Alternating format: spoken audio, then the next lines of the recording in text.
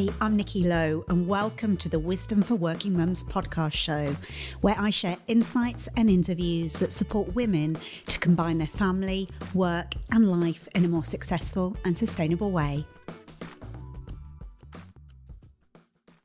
Welcome to this episode. Have you ever had that experience in your life when you meet someone that you just know is an incredibly special person?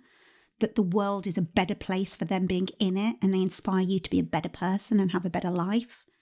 Well, you're about to meet the person that has had that impact in my life, and I hope you're going to love her as much as I do. Roisin Pelan, who's affectionately known as Ro, was 34 weeks pregnant, getting ready to welcome her precious first baby into the world when she was diagnosed with breast cancer in 2014. Her story is not only heartbreaking, heartwarming and inspiring, but it's an incredibly important one to listen to. Ro was successfully treated for her breast cancer, but in 2017, she received life-altering news that has shaped the course of her life ever since. I'm honoured that Ro is joining us today to share her story and insights and experience, as I know that they will have a profound impact on your life and the lives of others around you. She's not only sharing educational information about cancer as a pregnant woman that I think we all need to hear, but Ro's perspective on life about finding joy and gratitude and being able to be in the present moment, I just find so inspiring. And she helps me be a better person just from being in her energy. And I hope you have that experience too. But I won't keep you any longer from meeting this incredible woman. Let's meet Ro. So welcome, Ro. I can't tell you how excited I am to have you on the podcast, because we first met 7 months ago and I was like, oh my gosh, I'd love to get you on. And we finally made it happen. It's happening. We're here together. Yay. Yeah, and I can't wait to share you and your story with my audience. So you've got such an incredible, powerful story to talk about. And it really began in 2014, if I'm right? That's right, yeah. So this is where really your journey as a maker, a writer, and a cancer fighter began. So You were pregnant with your first child. Mm-hmm. And tell me a little bit about that. Was it a planned pregnancy? How was your actual pregnancy? Yeah, so we had planned to have a baby. We'd actually miscarried before Ivy. So it was it was a really for the first 20 weeks anyway, I was quite nervous it was going to happen again, and I didn't have a good pregnancy. I wanted to be like a Mother Earth and embrace it and everything, but I was incredibly sick and heartburn and swollen ankles and sciatica. I just couldn't wait to give birth to Ivy. I did look, there's parts of it that I loved. I loved seeing my bump grow and feeling her move, and now I think after the pregnancy, I look back and I enjoyed it more in my mind than I did at the time, if you know what I mean. In hindsight, it was better than I had it down at the time. So when did things start to take a turn for the difference? So you were kind of having quite a normal experience from the sounds of it. You wanted this baby, you were enjoying the pregnancy, but there were all the downsides that go along with being pregnant. Yeah, definitely. So I was just being probably quite vain or taking good care of my body, and I was massaging body butter into my whole body, but my breasts one day, and I was 34 weeks pregnant at the time, so not long to go, and found quite a big lump. It was probably about the size of a large grape. And I found it kind of going towards my underarm on the side of my left breast. And I didn't panic. I just thought, oh, what's that? And then I knew that it's common in pregnancy, blocked milk ducts and changes in breasts and pain and whatnot. So I didn't panic, and I just Googled what happens with lumps in pregnancy. And it kind of just confirmed everything I thought. It was probably a blocked milk duct. And then after it didn't go away for a couple of weeks, I went to the GP, who told me it was probably nothing, not to worry, and sent me on my way without actually even checking my breast. It was a new GP and quite young, and I wondered if he was a bit embarrassed to, I don't know, but he didn't check my breast. And I remember thinking, oh, I'm glad really, I don't want to get my big swollen boobs out, And then it didn't go, so I went back again and saw a lady GP, and yeah, she referred me to the breast cancer clinic. Like, it's like a one-stop shop that we have here in Lancashire. And yeah, went from there. And so did you get scanned at that first appointment? Yeah, so the first appointment, I just jumped on the shuttle bus because I worked at the hospital just at a different site. And they're amazing, the one-stop shop. So you go in, and actually the consultant said to me, I'm 100% certain that's nothing to worry about. I remember, because at that point, after being referred to the breast clinic, I had started to panic, oh my God, what if, what if, what if? And I hadn't told my parents because I didn't want to worry them. My brother had cancer when he was 19, and they'd been through it all already, and it was hell. And so I didn't tell anyone apart from a couple of friends and Michael. And I got there to the one-stop shop clinic, and he said, I'm 100% certain that's hormonal, but because of your family history, I will give you an ultrasound scan. So I remember going into the waiting room after they'd told me they were 100% certain that nothing was wrong, and texting Michael and saying, oh my God, I'm such a relief. I can't wait to tell my mum and dad. It's nothing to worry about. And then I went into the room and they did the ultrasound. And obviously I worked in oncology at the time, so I'd seen breast tissue and scans, and I knew what cancer looked like on an ultrasound. And I remember saying, that doesn't look good, does it? And he said, you've asked a question, so I'm not going to lie. It does look quite nasty. And then I kind of, began to go into shock, I think, and just panic. I was on my own. I didn't, not many people knew. And so they had to do a biopsy there and then. And they pretty much told me that day they were sure it was cancer, but we had to wait for the biopsy result, which was a few days later, which confirmed it. And I cannot imagine, firstly, processing the fact that you might have cancer, or that you have got cancer, but also while you're heavily pregnant. Yeah, it was just, I can't even begin to explain the terror. It's just terror. I was already anxious about giving birth. That was my main worry in my life at the time, and then giving birth had just completely been blown out of the park, and it was all about, what the hell am I going to do? Am I going to live? I didn't know anything about cancer and how it worked at that point, so I didn't know if the baby would be, she'd get cancer as well. Or was that naive? I didn't know. Or what were they going to do? Was I going to be induced? Were they going to give me chemotherapy, and how would that affect the baby? And then I think my main thoughts at the time were really going to my parents, to be honest. I hadn't had an awfully, like I said, great pregnancy, and I didn't feel like I'd bonded with my baby. Not that I hadn't, but I didn't feel an overwhelming anything at that point. I kind of didn't believe I was going to be a mummy till she arrived.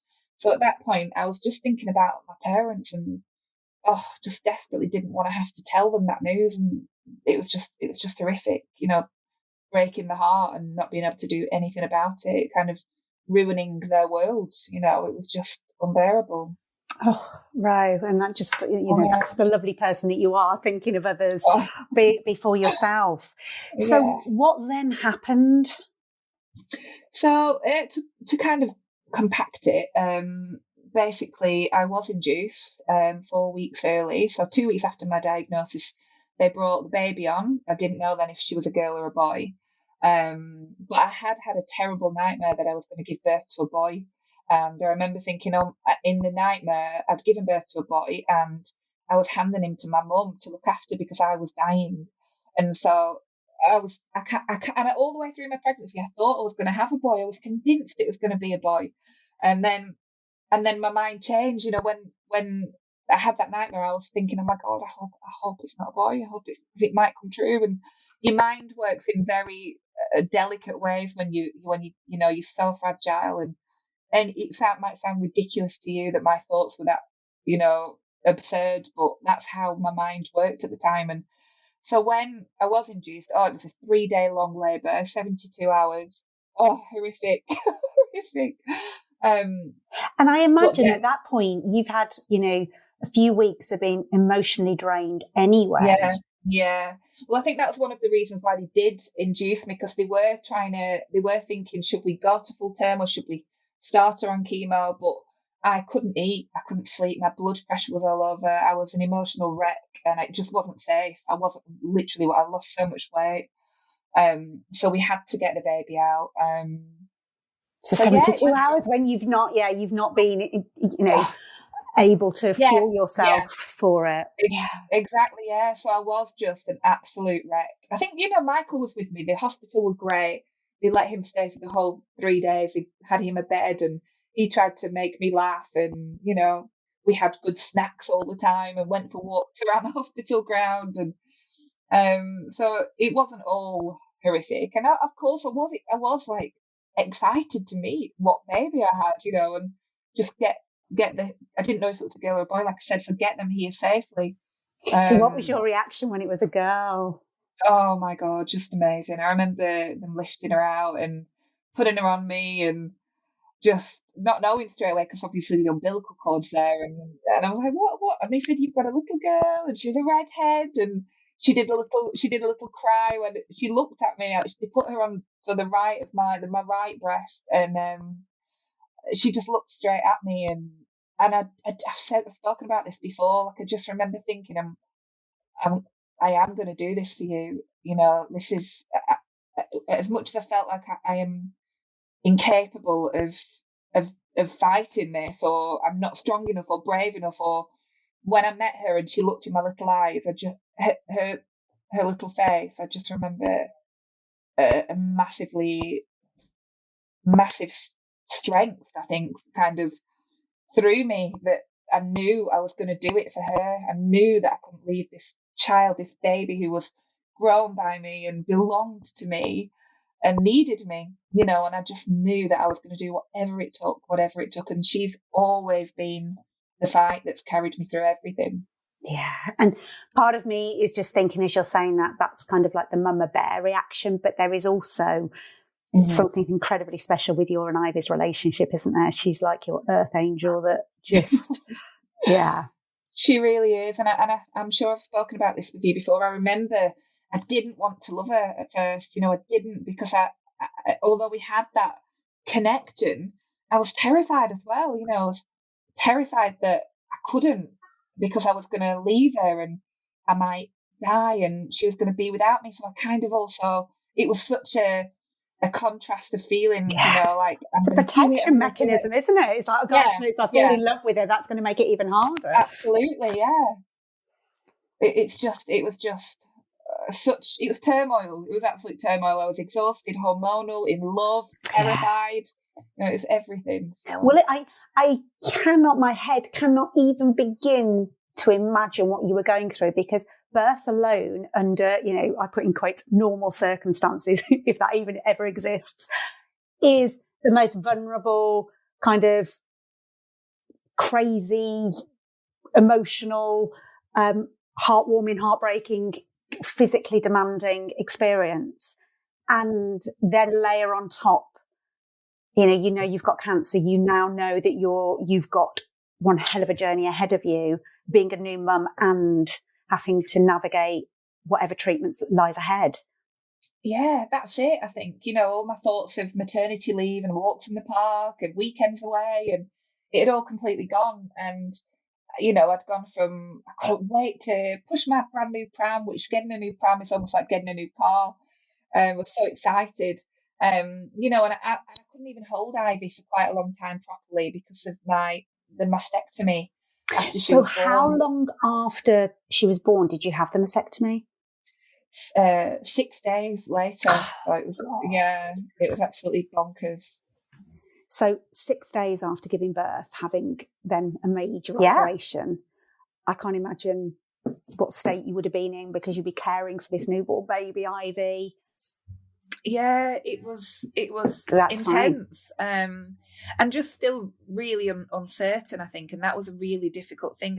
I didn't know what the future was going to hold. Even the immediate future, I didn't know what the tumor that they'd taken from the breast was going to, you know, if it was going to show it was aggressive or if it was bigger than they thought, if it had gone to my lymph nodes. So I think it was a 3-week wait to find out whether or not it was, it's such a long time. Yeah, it kind of all feels like a massive painful blur, you know, that time, because I think it's a blur anyway for new mums, isn't it? New parents, but more so I think because it was just, you know, a whirlwind in my head that I couldn't focus or function properly. So at what point then did you start your chemo treatment? 3 weeks after. So when you got the results, yeah. And what So did yeah, that entail? What was it, daily? You know, did you weekly? What was the process of your treatment? so it was 3 weekly, the chemo. I'd have a dose every 3 weeks. It was horrific. It was such a violent chemotherapy that I had. I was so ill, unbelievably ill. I remember feeling like I was unconscious, but in pain, unconscious. Like I was just, I couldn't really. I remember for about 5 or 6 days after each chemo, I was very ill, and then it wore off. So I was really sick. I couldn't sleep well. My mouth was full of mouth ulcers. Even to blink, I remember even closing and opening my eyes felt painful. Getting in and out of bed because I'd had this major surgery and I couldn't move properly because the muscles had been kind of cut through to take the breast off. So everything had been cut off, and under my arm I'd had lymph nodes removed. So I had to have physio to get to move that properly again. So how was it to even hold your newborn then? Was that even possible at that stage? I could, but not well, I can't clearly remember, to be honest, but I know I couldn't for a while on that side, and I couldn't for a while at all because they told me not to pick her up because too heavy, you know, it could damage. I'd been kind of glued together from the inside out. So yeah, I did. You know, Michael would lie her on me, while I led down because I had to. She was my baby, and I loved her, and you know, I just needed that connection. And it was really strange as well because I had planned on breastfeeding, and I was kind of like, I didn't mind either way, but I wanted to do it because I knew it was good for her. I wanted to have that bond.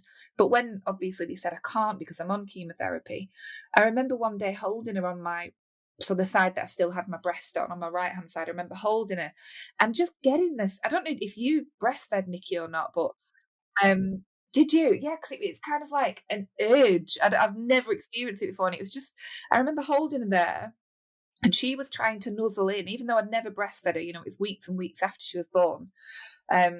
And I remember thinking, oh my God, I really just want to breastfeed. And I've never experienced anything like that. I wanted to just let her, but I obviously couldn't because of the chemo. But I remember going in the shower and I'd produced milk. You know, my body had produced milk, the first milk I'd seen. And it was just unbelievable to me. And it was devastating because I felt how good the urge felt, you know, if you know what I mean. I wanted to have that connection as well. It's so really there must have been all of these small moments, but very important moments of kind of grieving the journey that you wanted versus the journey you were having. Oh, absolutely. I remember a specific moment of being on the park, not being in the park, I was in the car driving past the park, and I saw some mums with the new babies, you know, at the swings and in the pram, and it just made me cry my eyes out. I just remember thinking that's all I wanted. I didn't want much. I just wanted, you know, that experience of being a happy new mummy with friends that I'd meet in mum group, and I just wanted to have that ease of living, you know, that ease of being, even though who knows, no one knows what everyone's going through. They might not have particularly had that, but I just grieved that ease of life. You know, I needed that. I wanted that, and I missed it. Yeah. I suppose the normality may not be great, but it's what you know, you just expect. Oh yeah. And normality is, for people in my situation, you know, it's what they crave. They do anything to be that normal mum with no worries, you know, with no life limiting worries, you know. Yeah. Absolutely. So what diagnosis had you been given for your cancer? What grade? So it was grade 2, which means so there's grades and stages of breast cancer. So it was stage 2, so stage 1, 2, 3, and 4, and there's grade 1, 2, 3, and 1 is slow growing, 2 is medium, and 3 is aggressive. So I was grade and stage 2 at that time. Okay, but it sounds like a very aggressive kind of chemo treatment. Oh, And yeah. how long did that go on for? The treatment was 6 doses, so I think it was about 6 months in total, give or take. Yeah. Any radiotherapy? No, even though I wanted radiotherapy, they didn't think I needed it. And that's one thing that kind of bothers me a little bit, because I just feel like there was an awful lot more that could have been done. Right. Okay. And then what happened at the end of those 6 months? Are you then classed as being in remission, or is it too early then to tell? So yeah, they don't scan you straight away. You wait a little while. I can't remember exactly how long, and then if that scan is clear, that's your remission date. So my remission date, I was diagnosed in May, and my remission date was I think it was the 12th of January, 2015. Yeah. And so by that point, little Ivy's kind of 6 months. Yeah, 6 or 7 months old, and Michael had luckily been given the time off work. His work were amazing, so he'd had all those 6 or 7 months off with us, which I couldn't have done it. We've got amazing families, but I just couldn't have done it psychologically without him being there. And physically, Oh, how could you care for a newborn? Yeah. Absolutely. I know. I mean, our parents did help out a lot, and we've got even amazing friends. We were really taken under everyone's wing, and we just felt so loved and cared about. It was sometimes I actually miss that. I do miss that that feeling of just people have got you, you're wrapped up in cotton wool almost, and they're so open for helping, and that can't stay that way forever because it's not manageable. It's not normal. But sometimes I do miss that massive influx of love that we had. It's a great feeling. It is. So it did when you get your kind of I'm in remission. What then happens? Because I'm assuming it's almost like, oh, well, life goes back to normal, but it can never go back to normal. No. You speak to anyone who's had breast cancer now, and I've been there, and I think initially I was kind of like, hooray, let's move on. Let's live our life that we've missed out on. Let's book a holiday. And we did lots of brilliant things, but it completely consumes your every thought after a while. Is it going to come back? Have they not caught it properly? Should they have given me radiotherapy? Should they have taken all my lymph nodes out instead of just a couple? And every lump that you find, or headache that you have, or ache that you feel, is, oh my God, it's back. It's an incredibly hard way to live, and you do get better. It's not that way 100% of the time. It's really not. You do kind of learn how to manage it and remember that you've had this before and it was nothing. Remind yourself of all that, but it's difficult to live with after a diagnosis. It is. So you then kind of get to focus on bringing Ivy up and kind of trying to piece your life back together after kind of becoming a new mum, but also going through this devastating experience. Yeah. But it didn't end there, did it? No. So we wanted to adopt. We wanted to have a family for Ivy, and I think because I'd been diagnosed in pregnancy and my hormones were linked to the breast cancer growing so quickly, I was too scared. They hadn't said it's impossible, but they said wait a year or two till you try. But I was just too scared. I just didn't want to risk, leaving Ivy, having more fear and uncertainty, and I couldn't do it. So we'd always liked the idea of adopting. My mum had always talked about it, and so it's always kind of been in my conscience. And Michael liked the idea when we met as well, and so we said, well, let's just do it. This is kind of like the nudge that we needed to just do it. So we did, and it took a while. Obviously, I had to have a year in remission, or maybe it was 2 years in remission. before I could even apply. It was 2 years before I could apply. So that was hard, not knowing that we couldn't even apply, never mind if we were going to be successful, until I'd had 2 years in remission. So anyway, that time came and we applied and we went through everything, and it was tough because of my diagnosis, had to kind of prove almost that I was safe, and that if we were placed with the child, I wasn't going to die, and with the child. And like no adult can promise that, can they? No, I can understand why they might ask those questions, but yeah, it's just, I suppose, further trauma for you with your experience of. yeah. It was, but I think I was just so caught up in let's get it done. Nothing's too much, to get our little boy, which we wanted.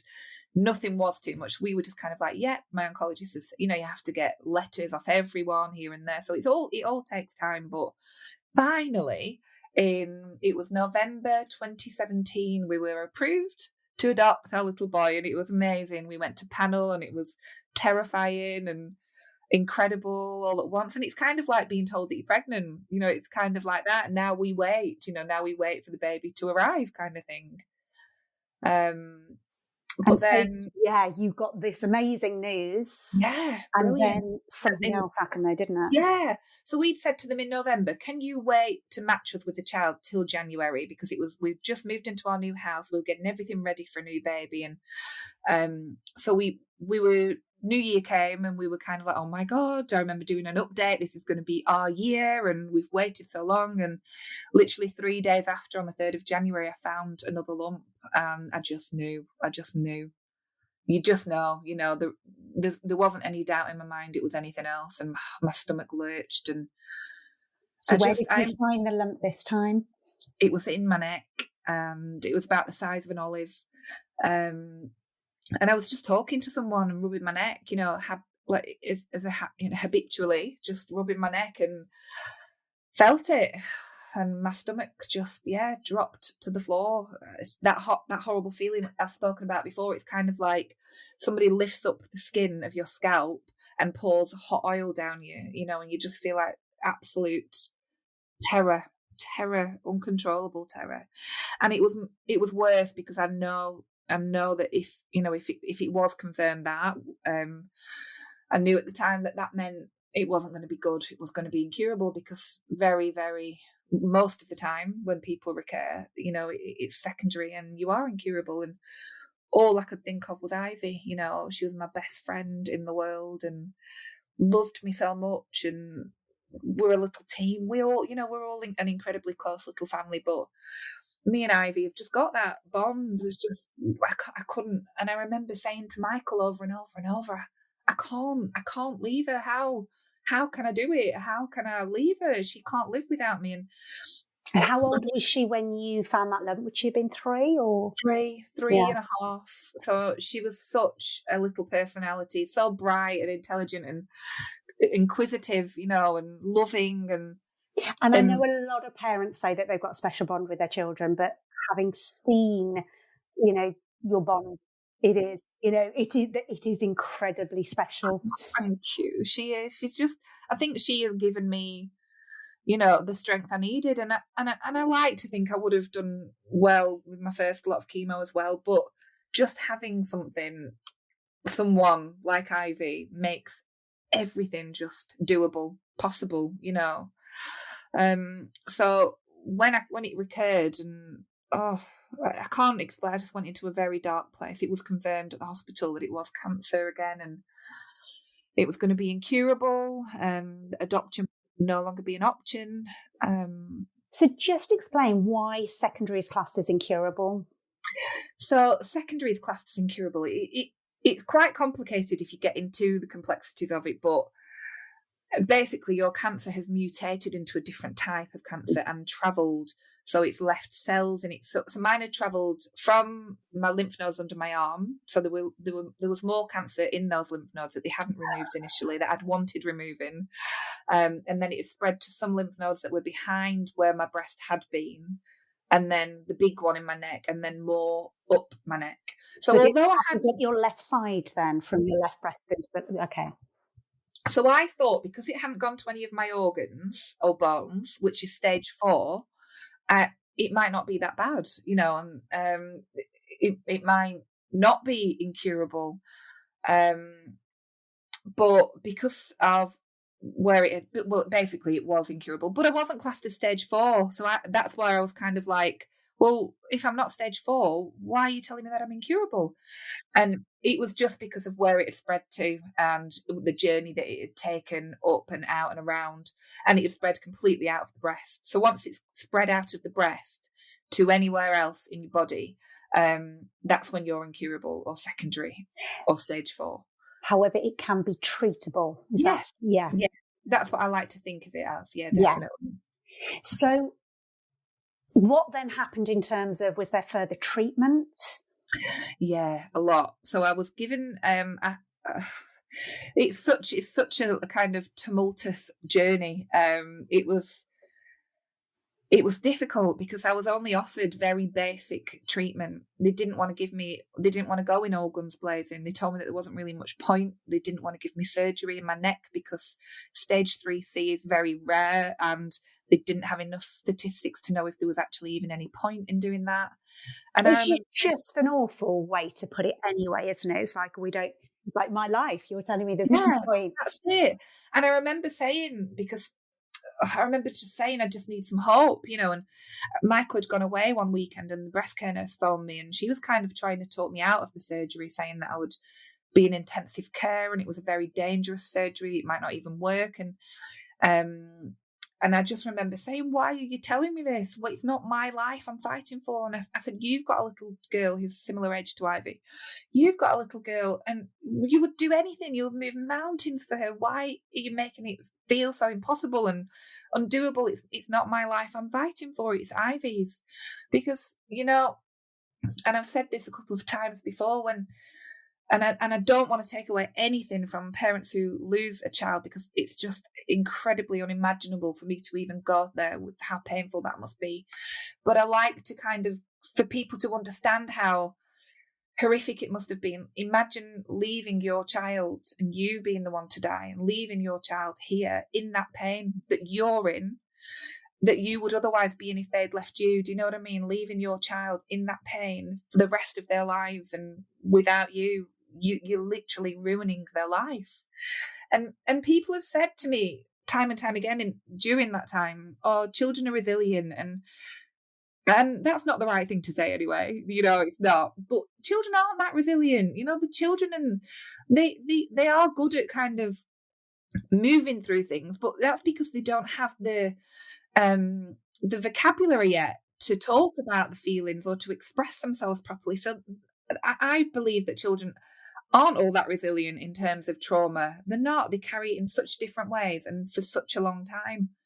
Well, so knowing, I lost my mum to secondary breast cancer, and I was 28. I have to keep checking. Was I 28? Yes. I have to keep checking that. I was 28, and the unbelievable imprint that's left on my life as an adult child. So I cannot, I support through my business a charity called Winston's Wish, which gives hope to grieving children that have bereaved due to siblings or parents, because I'm like, I have no idea how, a smaller me would have coped. So I absolutely, I can feel it as you're talking. It's stirring so much up that I can only imagine. So I just loved the fight that you put in to not accept what people were saying to you. So they were telling you not to have the surgery, but you were fighting for it. Yeah, so I had to have, and that was it. I remember one of my friends saying, when I said, I can't accept it, that I'm going to have to leave Ivy, how do I have that conversation? I can't. And I remember my friend saying, well, don't accept it, Ro. Do what you can, read, find, search. Don't accept what they've told you. Prove them wrong. What a wise friend. I love your friend. I do as well. I love her. And I just remember thinking, wow, like, how come I haven't thought of that yet? Yeah, I just hadn't been in a good enough place in my mind to even think. You're taken to a place of hopelessness and helplessness, aren't you? I'm assuming, and you need somebody that's got the capacity for hope in that moment to go, no, there's other options. That's it, and that's all it took. It kind of isn't all it took, but it was the spark that lit the fire that took me where I needed to be. And I remember finding people with stage 3C, mainly in America, actually. I went on forums, and I remember them telling me that my oncologist had said that I aimed for 3 years. And some of them were like, girl, you need to get a new oncologist. I love that. Yeah. Yeah. Yeah. And then I thought, yeah, I need someone who I feel is fighting my corner. So my oncologist was a lovely lady. She just wasn't right for me. You know, she just didn't have the fight for me, for my life that I needed. So I got second opinions, and for the surgery, I got second opinions, and I really had to push for it because a lot of people thought there was no point, or it would make me too poorly. There wasn't enough research. And am I right in saying you accidentally read a letter to the Yeah. adoption? Yeah, saying that adoption. So basically, it was a horrific letter. Actually, it was talking about my treatment. So it's from my original oncologist, and she said she went through what happened in the appointment and how, you know, distraught I'd been, and I would probably benefit from some psychological help, which I definitely did. But that I was also now very aware that adoption would no longer be an option, and that I was now on palliative chemotherapy, not chemotherapy to help me survive. It was just kind of to prolong it. And I remember that was massive, you know, took me straight back there to the dark place, you know, the day of diagnosis. It just took me straight back there to, oh my God, like if all these professionals, you know, in these meetings that they've had about me agree on this, and what am I doing? Am I being ridiculous for believing that I even have a chance, you know? And the fact that our family wasn't going to be a family of 4 anymore, you know, that we'd been planning on for so many years, you know, not just the adoption process, we'd been waiting for years to have another child, and Ivy knew, you know, and then to tell her that that wasn't going to happen anymore was just absolutely kind of like giving up on myself. That's it. It's not happening. So when did the shift occur? Because although I can absolutely understand you went to that dark place, it sounds like you didn't stay there. So my shift occurred when I've spoken to these women in America, that they were the ones, social media, the power of it, that gave me a bit of hope. And then I spoke to other oncologists. I got my new oncologist. I got the surgery. They said I could have. I pushed for that. I got the surgery. So when I got the surgery, and I kept hearing from people with stage 3C who were kind of like, the longest one I heard was 17 years out, and she was still all right. I know. I remember my mum and dad were around at the house actually when I'd read that, and then I'd had a call and they said I could have the surgery, and I remember getting off the phone and being like, oh my God, because mum and dad were around. Just it was horrible for them, you know, seeing me that way. I couldn't. Oh, it was horrible. I just cried all the time, you know. It just wasn't. Nothing could bring me out of it. And then I got off the phone and they were kind of waiting in the room, and I came in and Michael and Ivy were there, and I was like, they're going to operate, baby. I know. And then I was getting more chemo at my new hospital. I've been referred to the Christie, and they were going to go all guns blazing to be as what word did they use? As aggressive as possible to kind of try and give me every single chance they could. And that, because I remember when we were on our trek and you talking me through this story, and you said to me what your new oncologist said, and I still send like the most electric feeling up my spine, and just makes me want to cry. So would you mind sharing that? So what did your new oncologist say to you when you said, I just need some hope? So I remember going to my new oncologist, and after being told I was palliative and incurable 3 years and we weren't going to be able to adopt, and I just said, I just need a little bit of hope. I just need something to cling on to. And he said, you haven't got a little bit of hope, Roisin. You've got a lot. And I was like, oh, can I hug you? Can I hug you for an hour? And it's making me cry when you say it again. It's such a powerful, you know, we need people in the world, you know, that share hope. We really do. That's all it's about. And I read something once that hope is the only thing stronger than fear, and it is. It's the only thing that can kind of take you out of the most powerful emotion of fear, you know. And that hope, I took it and I ran with it and kept it, you know. And you bloody did, Ro, and I love that you did. So at this point, the option of adopting it seemed completely off the table. Yeah, oh, it was. Yeah, it'd been taken away, and that just wasn't a thing that I thought was going to happen. I kind of knew it wasn't really. And Michael always said, "We are. Don't you give up. We are. We're going to get a son. You're going to stay alive, and we're going to get him." But I kind of thought he's being too kind of what's the word? Optimistic. He's being too optimistic. But you know, I kept going with it. And do you want me to talk about that bit now? So yeah, I kept going with it, and I'm still on chemotherapy now. Obviously, I'm on long-term chemotherapy, but I'm no evidence of disease. And so, in 2019 was it? We brought Bill home, our little boy. Oh, you have defied the odds on every level, and that's why I wanted you to come on and talk about this. Not only to raise awareness of, you know, cancer in pregnancy, for advocating for your own body and your own family, but yeah, that you've defied odds, that there's hope.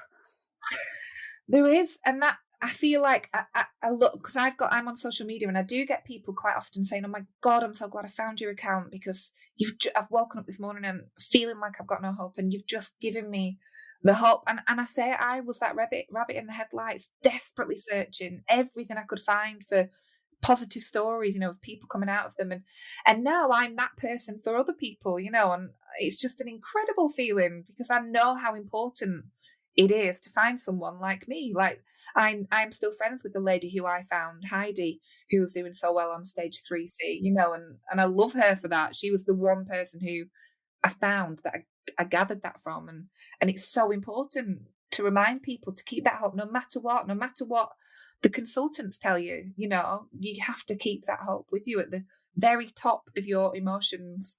Yeah. Should be hope. And I think what's so powerful about your story is it's natural to not always be able to connect to hope, that it's natural to go to those dark places, but whatever it takes to reconnect to hope, to power you forward.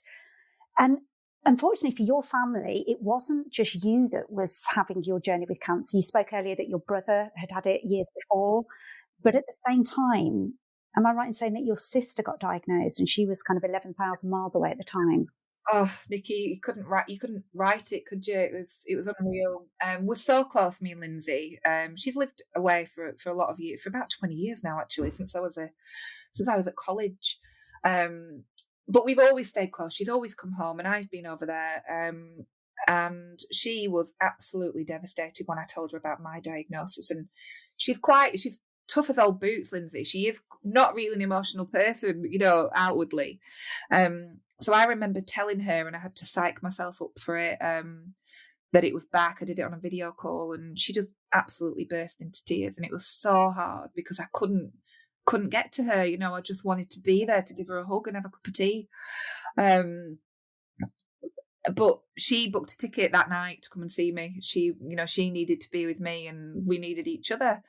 So she booked a ticket. She was coming, I think, 2 or 3 weeks later. And then 2 weeks after, I got a phone call. She had gone to get her breast checked, because I'd said, Lindsay, you know, just get another check. Just make sure, because you can't take anything as a given. Just make sure that your boobs are all right as well. Because she had breast checks, but not mammograms. So she asked for a mammogram, and on the mammogram, she phoned me to tell me that, unbelievably, she couldn't come home anymore, because she'd been diagnosed with breast cancer in the opposite breast to me.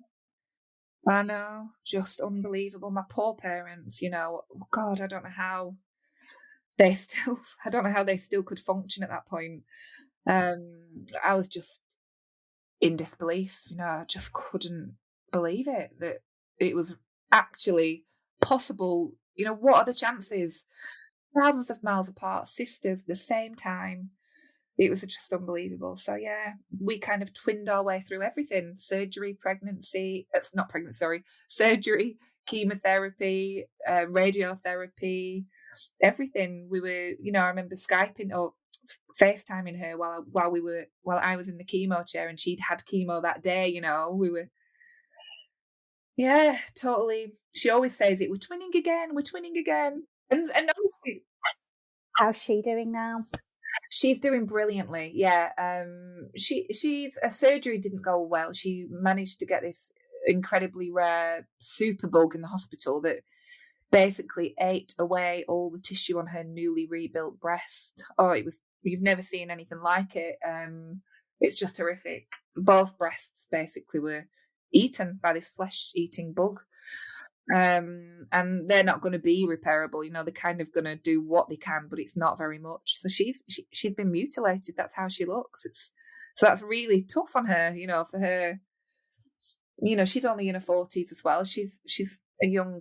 She's got 2 young children, and yeah, it's tough. It's really tough. But she is very, very positive. She's making change over there. She's doing brilliantly. She's got her own.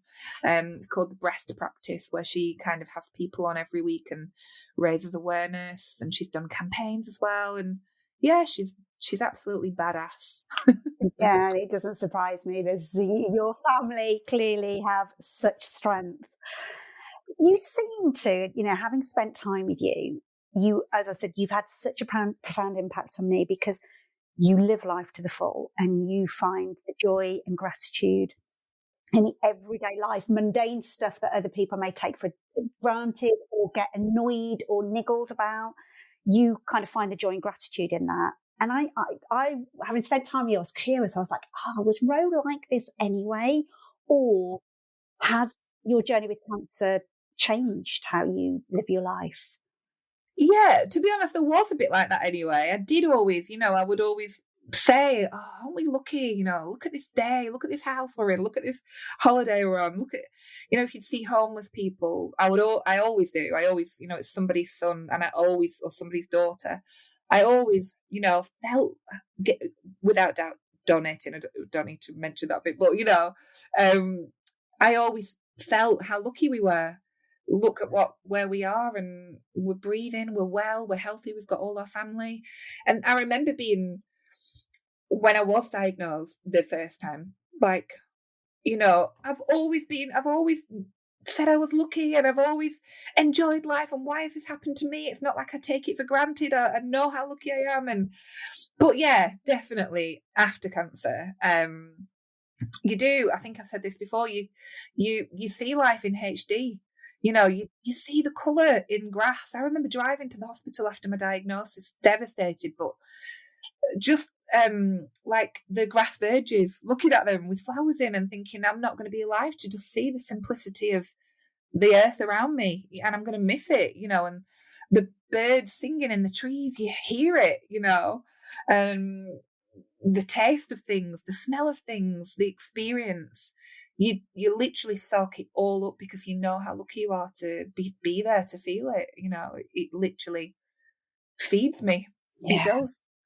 And I remember saying to both you and Gemma, who was one of our other Trek mates, who also has what's classed as incurable cancer, I said I felt guilty at one point because I just wanted to be around you and drink up your energy and attitude of life, because you both had such a profound impact on me, but I felt guilty. I was like, I'm almost piggybacking on the back of your bad experience in doing that. But literally being around you is like, you just radiate a love of life and a strength that is just so inspiring.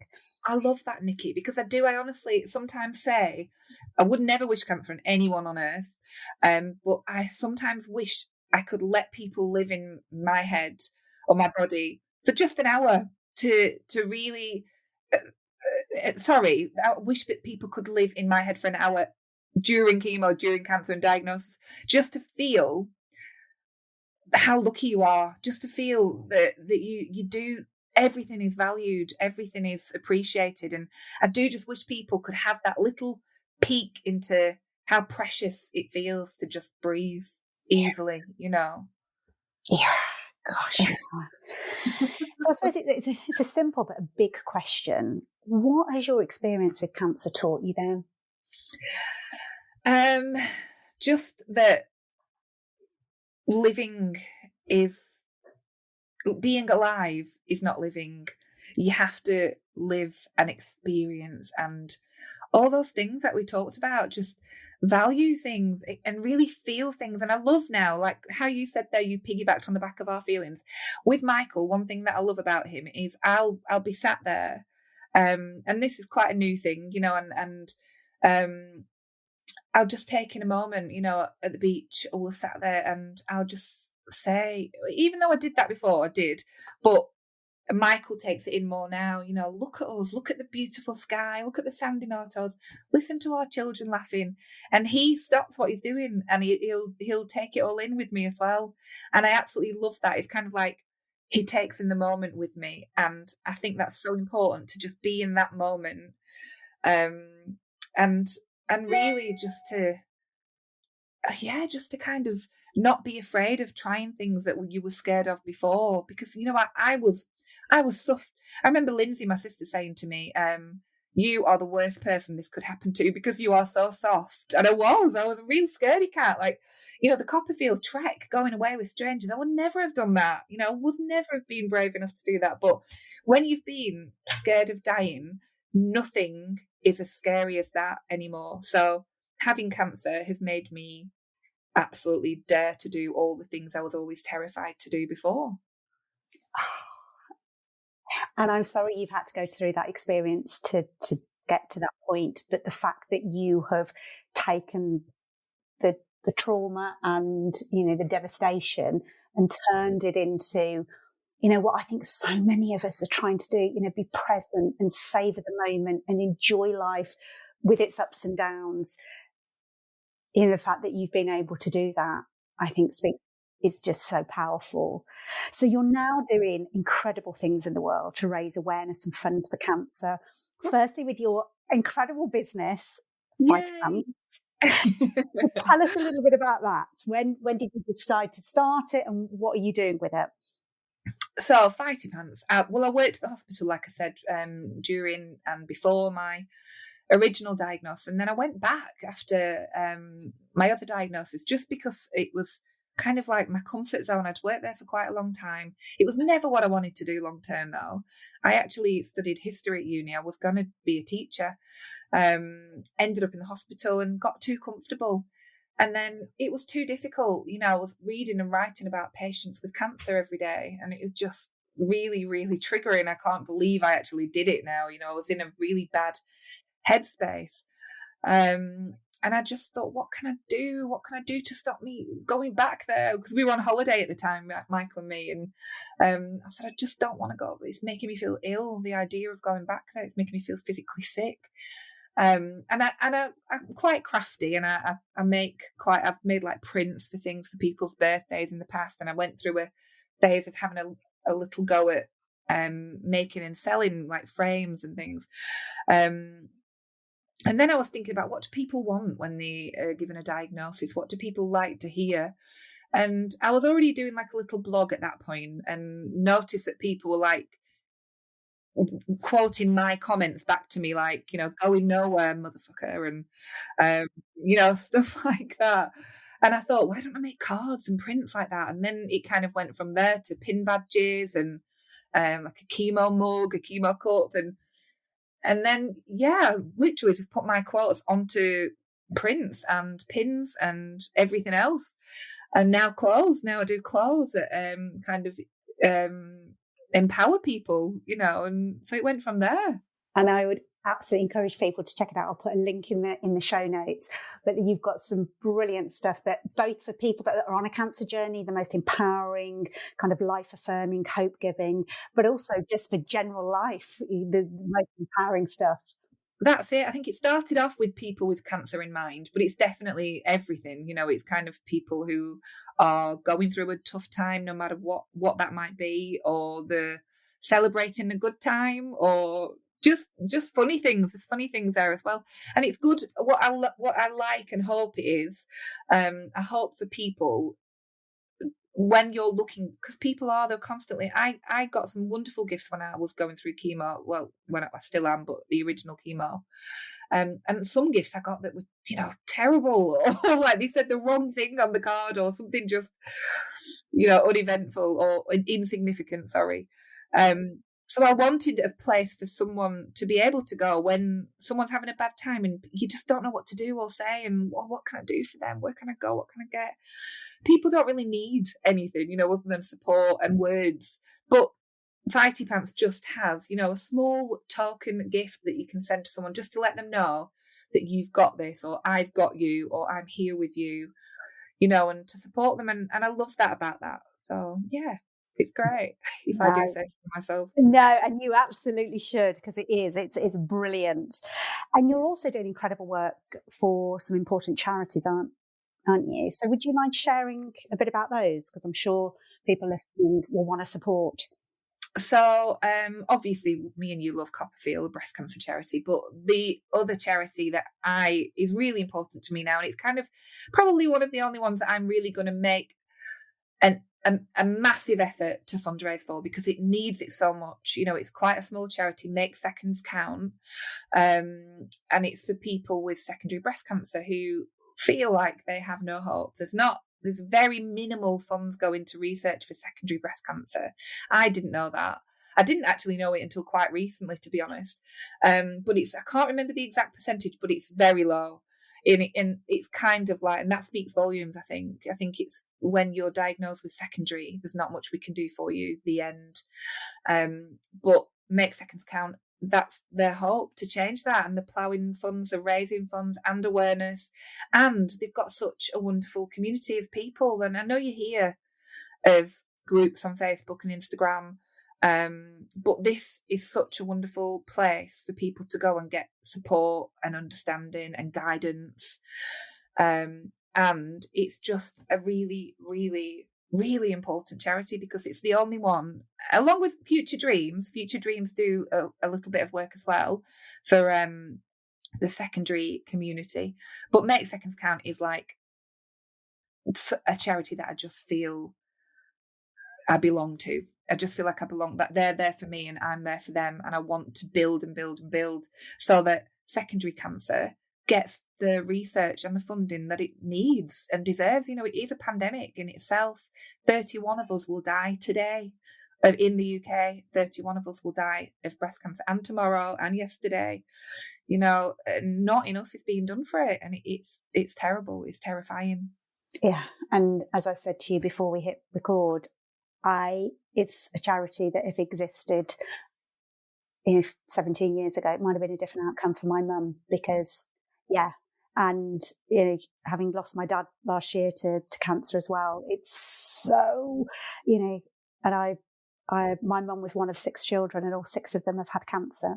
Not all have lost their life to it, but and that is a high statistics. But if you look generally in the general population, the statistics aren't great, aren't they? So this is a charity that absolutely needs support and funds, because it could literally, as you've shown, it can change the course of somebody's life. It can change the outcome of somebody's life and those that love them. So it's so important. So I have no doubt that you will continue to do incredible things going forward. So what are some of your hopes and dreams for the future? Well, we're getting married in July. I'm going to have a husband at last after 13 years. And I get to hug my sister again. She's going to be my maid of honor, obviously.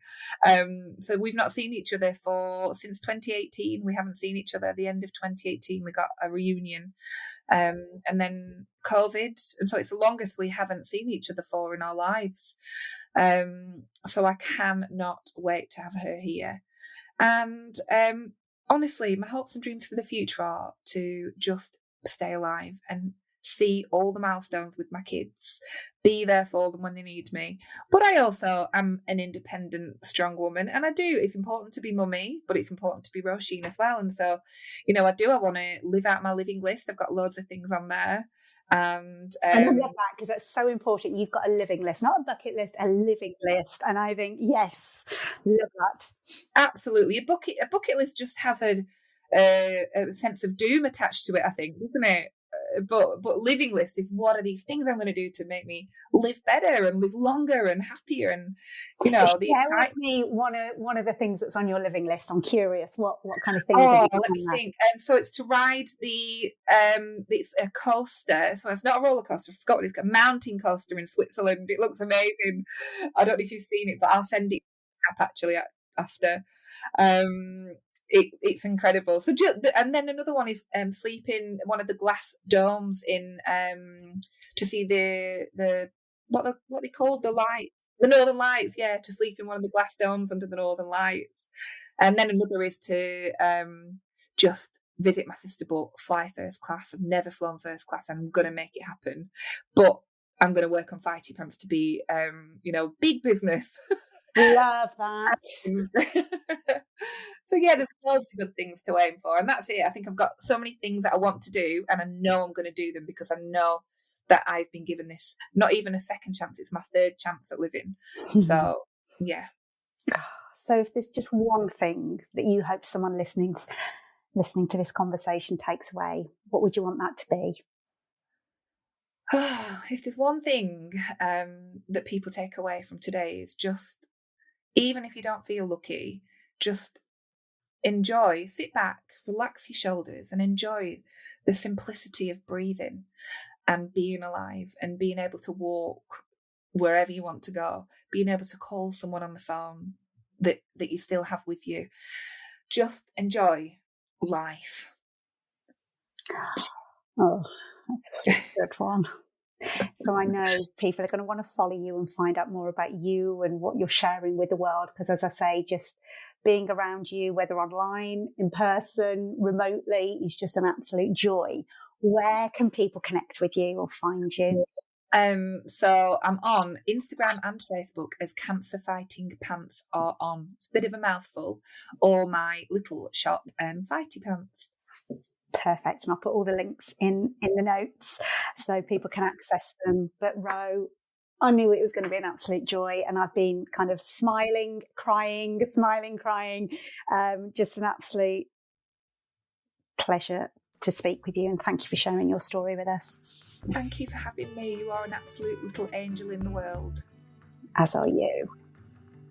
If you've enjoyed this episode of Wisdom for Working Mums, please share it on social media and with your friends and family. I'd love to connect with you too, so if you head over to wisdomforworkingmums.co.uk, you'll find a link on how to do this. And if you love the show and really want to support it, please go to iTunes, write a review and subscribe. You'll be helping another working mum find this resource too. Thanks so much for listening.